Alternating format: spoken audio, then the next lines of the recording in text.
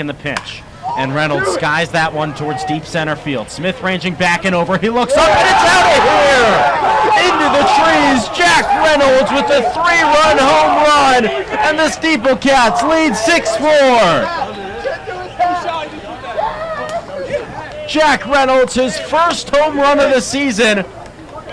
The Cats dugout loves it, and North Adams leads by 2. Wiley sets. And the pitch. High fly ball, right field, and that ball is out of here. Jerry Jenkins, a 2-run bomb into right, and the Mainers lead 2-1 in the top of the 9th. That ball laced towards right center field. Born back, he looks up, and it's over the scoreboard. Jordan Smith with the 2-run home run, 357, but that'll get it done here at Alumni Field, and it's 1 Swamp Bats. First homer of the season. Top of the 4th inning, 2-0. The Blue Sox lead the Steeplecats, and Roberts has been absolutely dealing on the hill. Just 37 pitches through the first 3 innings. He'll face the heart of the order here, though, with Sam Tackett, the right fielder out of Virginia Tech, leading off. First pitch of ball in the count 1-0. Tackett saw 12 starts this past year for the Hokies, but expected to take a much larger role next season and be an everyday starter. One of 2 All-Stars on the Steeplecats this season. The other one, Kyle Hannon out of Penn State, who just left the team a few days ago. Tackett had a rough time at the All-Star. 3 strikeouts at 4 at-bats. Did pretty well in the home run derby. He's a lot of fun to watch. I was lucky to be in Lynn for the game. On the field, I was shooting content for the Blue Sox, and I had a good time talking with guys, and just a big baseball day. It was really cool to see. 3-0 inside, ball 4, and that is a 4-pitch walk to start off the top of the 4th inning from Ben Roberts. That's the second free pass that he has given up so far in this game. Blue Sox have had a lot of walk problems. Lead the league with the most walks, 220. Second place, the Ocean State Waves with 209. So it's a pretty significant difference, almost 100 more than the Bristol Blues, who lead at least 125s. The Blue Sox, they don't give up a lot of hits. One of the best opponent batting averages in the entire league. First pitch to Cedric Rose. Sam Tackett went about halfway to second before retreating back to first base. This league has been dominated by pitchers. The best offensive team in the entirety of the NECBL, the Vermont Mountaineers, are hitting just .255.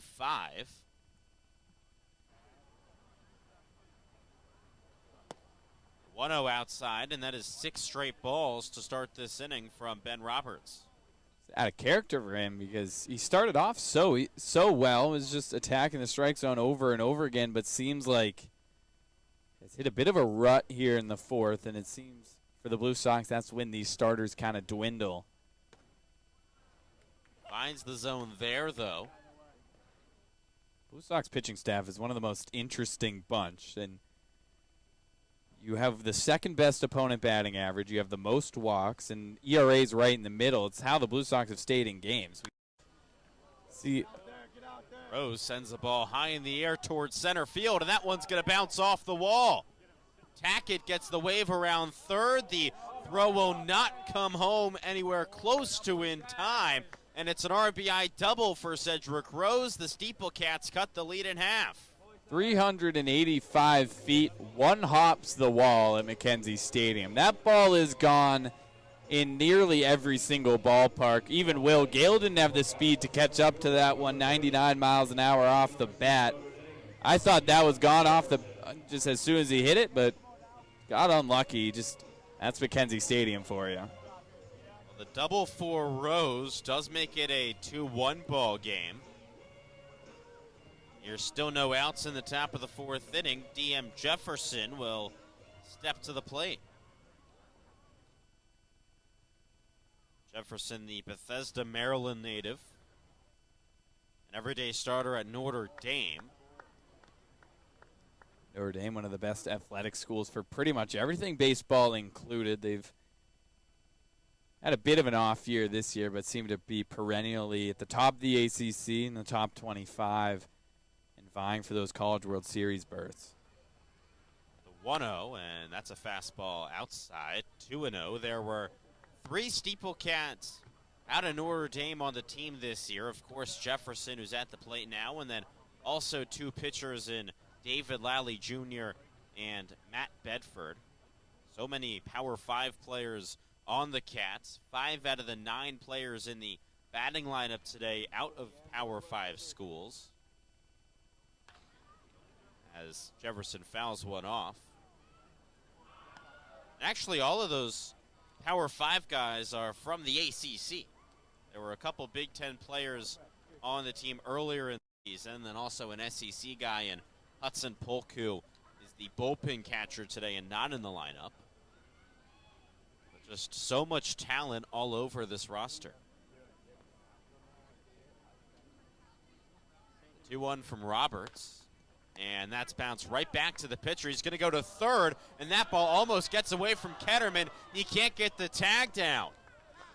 And so Rose is safe at third. That's going to be scored as a 1-5 fielder's choice. And it's runners on the corners here with no outs for North Adams.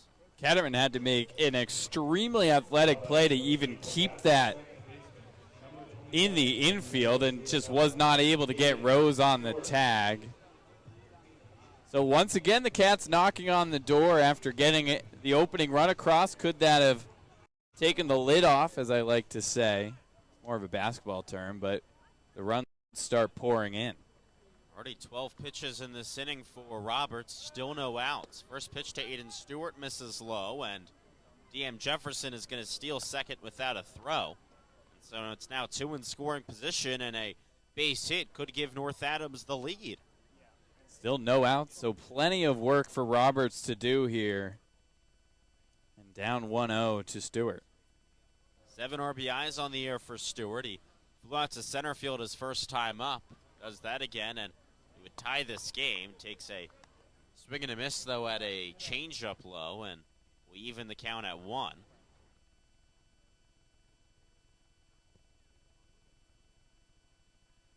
Sun almost set here in Holyoke, Mass. Field pretty much completely covered in shadows as the 1-1 is a fastball outside.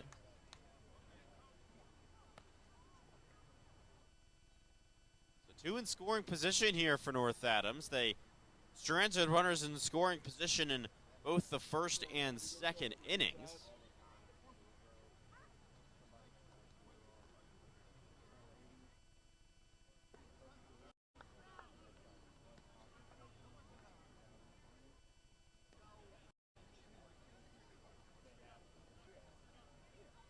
Game 2 is underway in the other West Division matchup tonight, and the Bristol Blues have jumped out to an early 3-0 lead over the Danbury Westerners, so that's a good sign for the Blue Sox, but not in a great spot right here.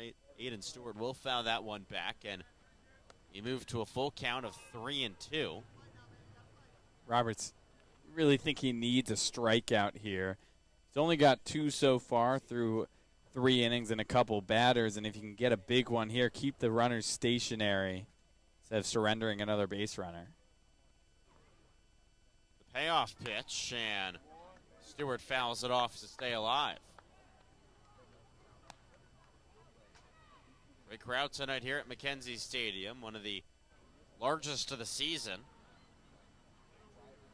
on what's turned out to be a picture-perfect Wednesday night here in late July. We're in the last week of the season for the New England League before the Fay Vincent Cup playoffs start, as that's called strike 3, a fastball at 92 miles an hour at the knees, and that will retire Stewart. That's the 3rd strikeout for Roberts, and out number 1 here of the 4th. That's such a big out, and just getting the strikeout is so big because the ball doesn't go in play. If the ball is in play, it's probably scoring a run, barring a weird pop-up or shallow fly out. No need to make it a question. Just strike the guy out and move on to the next guy. Roberts has got to find a way to regroup after giving up a very hard hit ball from Rose. Stands on third.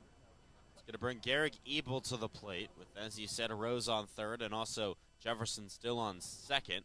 First pitch to the catcher out of Virginia Tech, a ball inside, and it's 1-0. Ebel is 5 for his last 13, including a double and 3 RBIs, so he's really picked things up as of late. He's also reached on 3 errors in that span, so finding ways to get on in any way possible, and up in the count 2-0 here. 2 in scoring position, 1 out, 2-1 Blue Sox lead the Steeple Cats.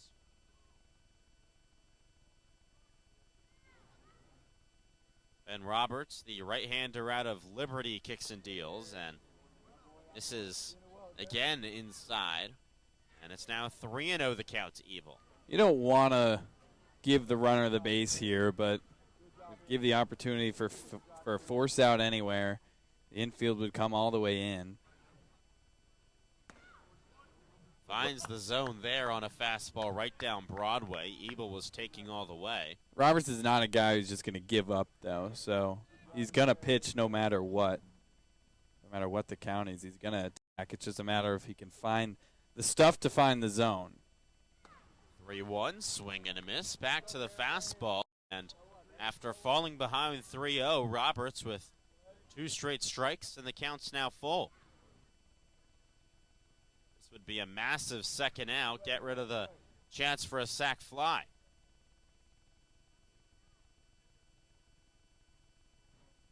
The payoff pitch, and it's grounded towards short. It'll score the runner from third, and out at first is Ebel, but we're all even at 2 here in the top of the 4th inning. So Garrick Ebel gets his 6th RBI of the season, his 4th in the last week, and that will number 8 hitter Gunnar Johnson to the plate. Ebel can't really be playing with the essential sacrifice to tie this game up. Like I said, ball goes in play. It's a run across. But now Roberts with 2 outs and just a man on second. It's a much better picture for him. Johnson making his first start, his first appearance in almost 20 days. Last played on July 8th at Vermont. Doesn't have a hit since July 5th. He was injured up in Montpelier on a play at the plate, was stepped on and cut his hand open. Back in the lineup and was hitting the ball pretty well during batting practice. Did ground out to short his first time up.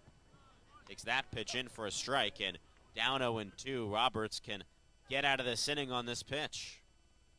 Roberts approaching 30 pitches this inning. He had only 37 through the first 3. And now this will be number 65 of his evening. The 0-2. That's low and outside, and it's 1-2. Jefferson at second. He stole that bag, has a ton of speed. A base hit would score him. Roberts trying to keep this game even. Blue Sox took the lead in the last frame. Steeple Cats wasted no time to tie it up, but there's a swing and a miss from Gunnar Johnson. That's strike 3, and that is going to do it for the top of the 4th. Up, it's 2-2. You're watching the New England League on ESPN+.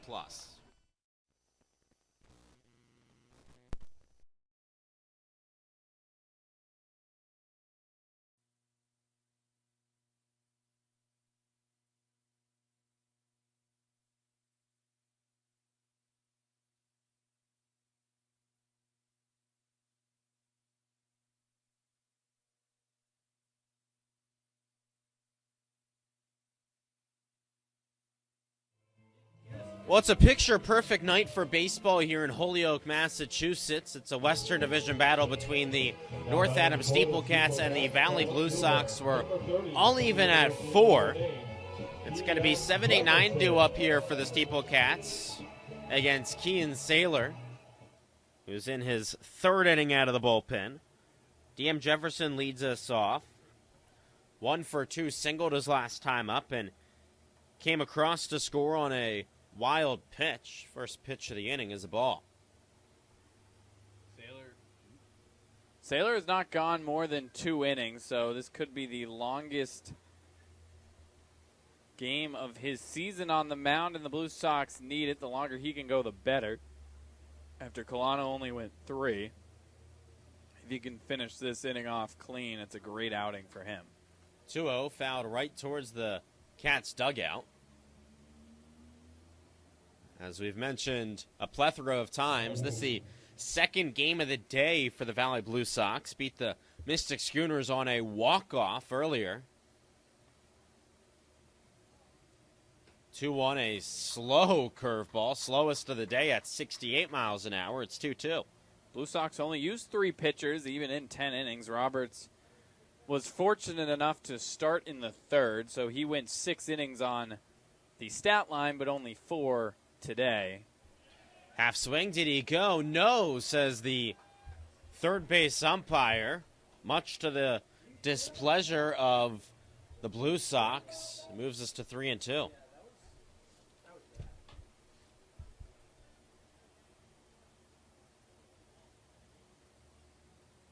So Jefferson lives to see another day.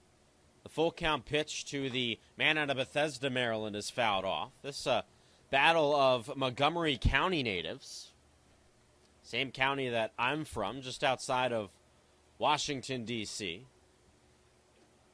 Bethesda and Olney kind of on opposite sides of Montgomery County. Bethesda right next to Washington, D.C., while Olney's closer to Baltimore, right at the northern tip of what we call MoCo. I was talking about the summer collegiate team in Olney, the Crop Dusters. There's also a summer collegiate team in Bethesda in the Bethesda Big Train. That's who DM Jefferson played for last summer. Bounce another one off.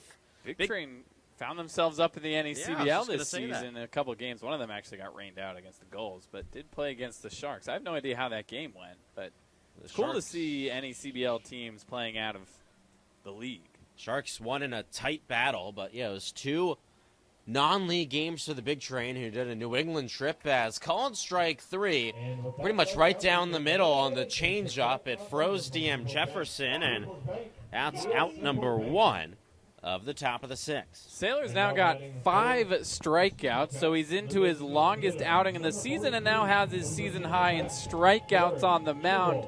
He regrouped well after surrendering a run, and he didn't get too much help from the defense on that run surrendered, but now has looked completely comfortable even after some base running and fielding struggles by the Blue Sox.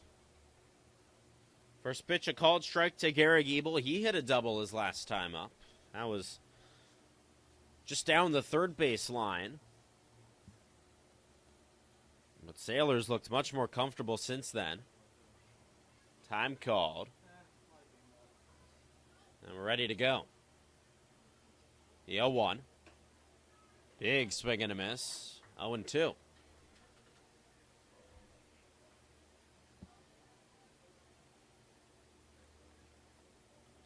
Ebel DHing today. Batting average up to 259.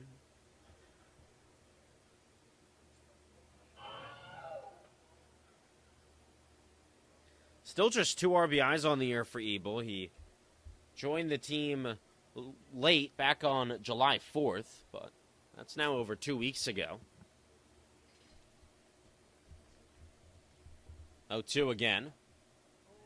That's just upstairs, barely above the letters. It's 1-2. And that's a good waist pitch if it was, as that one's a tough look at for the batter at the plate, Ebel, but a good eye to stay true to himself. Ebel pops one up. Bergevin will make the catch, and just like that, we've got 2 up, 2 down here in the 6th. Now batting for the Steeple Cats, the shortstop, number 1 from Merrimack College. Sends up the number 9 hitter, and Sam Sherman, who is 0 for 2 today. It's not been his best night, but it's been the middle of the order that's really struggled. 4, 5, 6 for the Steeplecats is 1 for 9 now, and Jefferson and Ebel had a pretty good fourth inning where they brought in they scored and hit a double. So it's up to Sherman to kind of complete the bottom trio. Obviously not getting too much help from those two as they were last up. Well, Sherman ahead in the count. Now 2-0 after that missed throw. 65 on that one. Dropped That's way insane. low on the curveball. We saw a 45-mile-an-hour pitch yesterday Ooh. from Cedric Rose, a position player, pitching. I talked to you before the game. C.J. Willis threw what he calls a knuckleball at 59 miles an hour to end the game against the Bristol Blues, where it went all the way to the left field wall of Muzzy Field, and that's a far drive. But Guerrero caught it and ended the game as a 9-9 tie in the craziest game of the year. 2 balls, 2 strikes now the count. Bristol now has 3 ties on the season. As Sherman watches one that just barely misses outside, and that'll move us full to 3-2. Valley not too happy with the call. That did seem like it was a couple balls off the plate. Sailor to get out of the inning, the payoff pitch. Sherman sends a hard one down the left field line, and that is going to hop over the wall. It's an automatic double for Sam Sherman. And let's add on to the list here of the Blue Sox games and the last week where you haven't seen something. It's the first ground rule double of the season at McKenzie Stadium. I thought that one had a chance to get out. Instead, just one hops over that short fence out and left, and a 2-out double could cause some problems for Sailor on the mound. Brings Nathan Lincoln to the plate. This is something that I actually learned from playing MLB The Show. Technically, that's an automatic double, not a ground rule double. Because they kept saying that in the show, and I was like, wait, what do you mean automatic double? So a ground rule double would be something like at Joe Wolf Field where there's no wall and it goes out of play and it's a double. If it just one hops over, that's not a ground rule double because every stadium's ground rules are the same, so it's just automatic. It's one of those really weird quirks of baseball. Is that a ground ball down the third base line? What a backhand grab and throw to first from Dix. A heck of a play, and that's going to do it for the top of the 6th inning. The Steeplecats strand a runner in scoring position on 1 hit and no errors. We're into the bottom of the 6th here in a 4-4 ball game on the NECBL Broadcast Network.